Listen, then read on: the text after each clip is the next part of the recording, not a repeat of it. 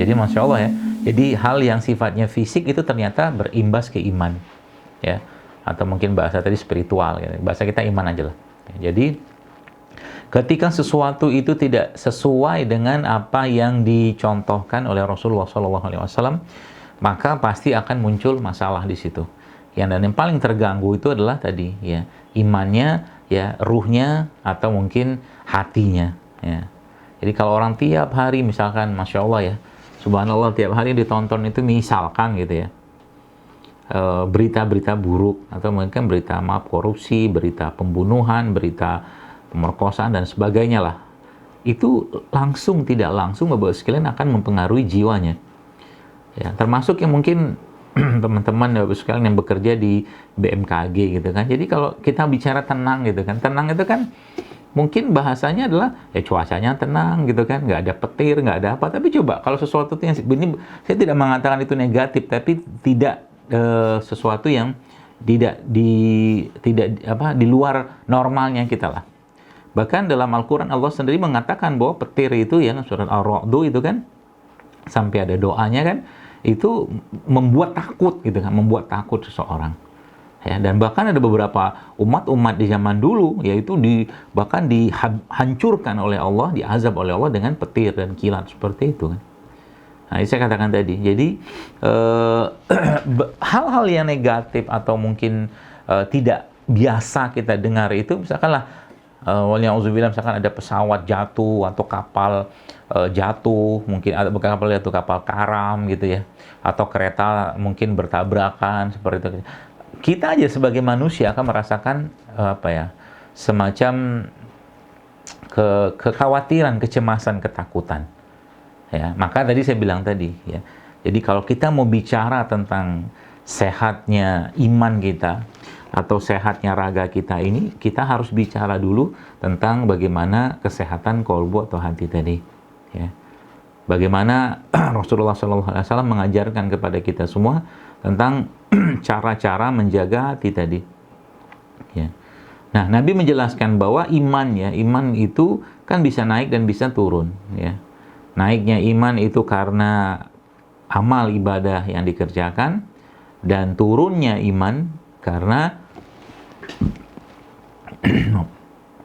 dosa dan maksiat yang dia kerjakan. Itu dua indikasi. Jadi kalau iman itu sudah turun, maka hal-hal lain yang berhubungan dengan iman seperti hati, seperti jiwa, atau bahkan ruhnya sendiri, itu pasti akan bermasalah, Bapak sekalian. Pasti akan bermasalah. Ya, bermasalah maksudnya apa? Kalau kita bicara implementasinya dalam kehidupan, maka orang yang hatinya, jiwanya, imannya baik, ya, atau ruhnya baik, itu akhlaknya seharusnya juga baik. Ya. Orang-orang yang hatinya, jiwanya baik, maka otomatis akhlaknya juga baik.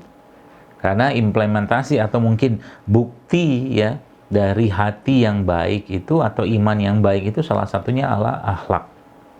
Jadi kalau ada orang yang hobinya pengumpat, ya, ngomongin orang lain dan hal-hal buruk lainnya berkaitan dengan dirinya ataupun orang lain, ya bisa kita katakan ada yang terganggu dengan jiwa atau iman atau hatinya tadi, ya. Atau ada orang yang mungkin diajakin sedekah gitu kan, atau mungkin dimotivasi sedekah dia pelit gitu kan, bermasalah, atau mungkin tidak mau, atau mungkin gitu-gitu aja terus gitu kan, nggak ada perubahan dari sisi sedekahnya misalkan. Bisa jadi imannya bermasalah, atau bahkan nggak mau kasih sama sekali karena dia merasa itu miliknya, ya. Maka itu sebenarnya itu penyakit gitu kan, penyakit. Nah, penyakit itu imbasnya apa? Imbasnya ke raga, ya, ke raga.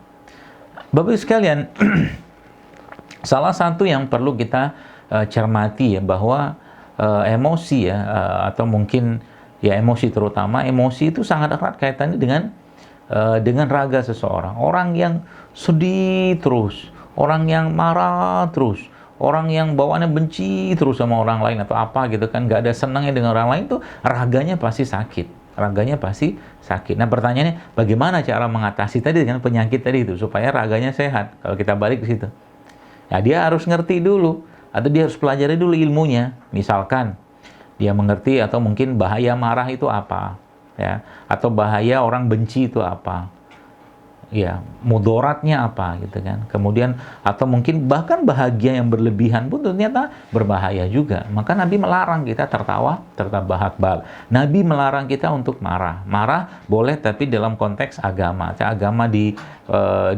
dihina, agama dicaci, ya segala macam itu kita marah tuh. Ya. Benci misalkan kita boleh benci sesuatu tapi bencinya karena Allah dan hubungannya bukan benci-benci yang sifatnya itu benci-benci remeh-temeh, itu bukan itu. Ya, jadi kalau itu terkondisikan Bapak-Ibu sekalian ya, si hati, jiwa, ya, ruh tadi itu terkondisikan, maka otomatis Masya Allah, tabarakallah, raga itu pun akan sehat. Ya, raga pun akan sehat. Nah, berarti kata kuncinya apa? Jadi kalau kita mau bicara tentang kesehatan raga, maka kesehatan iman atau kesehatan hati atau kesehatan jiwa ini menjadi sesuatu yang sangat perlu dipikirkan lebih dahulu daripada raganya.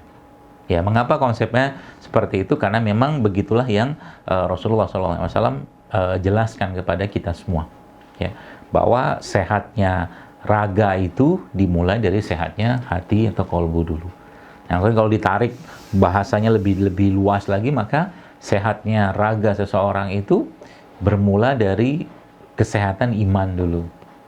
Ya, imannya sehat, maka raganya sebenarnya akan ikut-ikutan sehat. Ya, seperti itu. Jadi itu dasar awalnya itu. Artinya, kalau ada seseorang yang kena penyakit fisik, misalkan lah, ada orang kena kolesterol lah mungkin misalnya. Nah, pertanyaannya, apa hubungannya dengan penyakit atau mungkin kesehatan? Ini kan fisik nih, atau mungkin indikator yang sifatnya raga gitu kan. Apa hubungannya dengan itu tadi, ruh atau mungkin jiwa atau emosi atau hatinya tadi? Kita tahu Bapak sekalian, atau mungkin para ulama menyebutkan bahwa hati itu ada dua penyakit. Ya. Hati itu ada dua penyakit, yaitu syubhat dan syahwat. Kalau orang yang kena kolesterol, kira-kira menurut Anda penyakitnya apa? Maka jawabannya adalah penyakit yang hubungan dengan syahwat, hawa nafsu. Ya, berlebihan dalam urusan makanan, berlebihan dalam segala sesuatu gitu kan. Atau mungkin juga syahwatnya juga ada, syahwat yang sifatnya mungkin ragu-ragu, kecemasan, dan penyakit-penyakit emosi lainnya itu juga ada. Ya.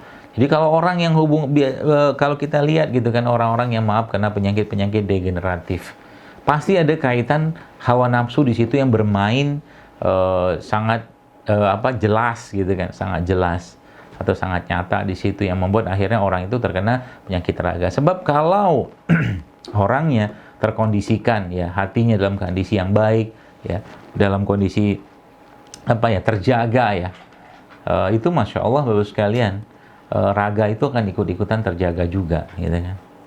Apalagi ditambahkan dengan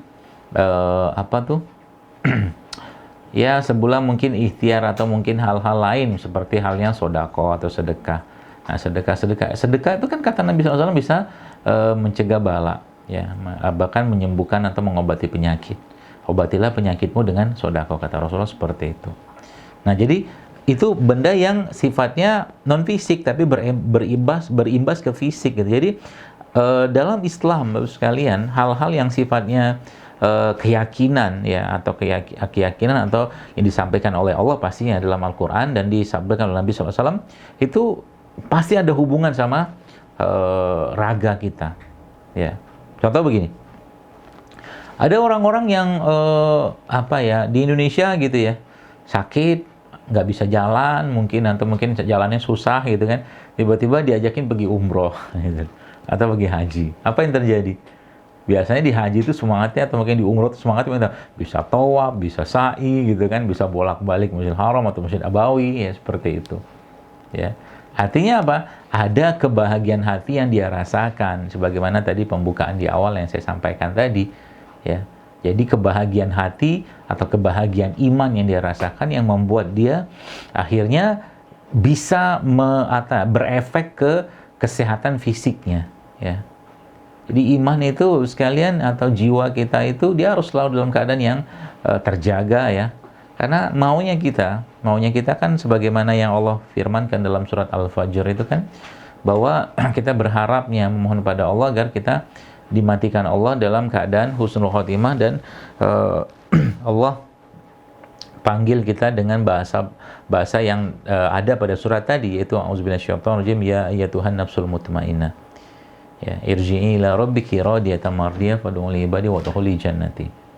Wahai jiwa-jiwa yang tenang, ya kata Allah, masuklah atau kembalilah padaku, irji'i ila rabbiki radiyatan mardiyah, dalam ridhoku, gitu kan. Masya Allah kan. Jadi kita pengennya kayak begitu. Ya makanya saya katakan sekali lagi, kalau ada penyakit dalam diri seseorang, ya, atau kita gitu ya, maka yang paling pertama kali kita introspeksi itu justru malah hati kita, jiwa kita, atau terutama itulah dua itu, atau iman kita.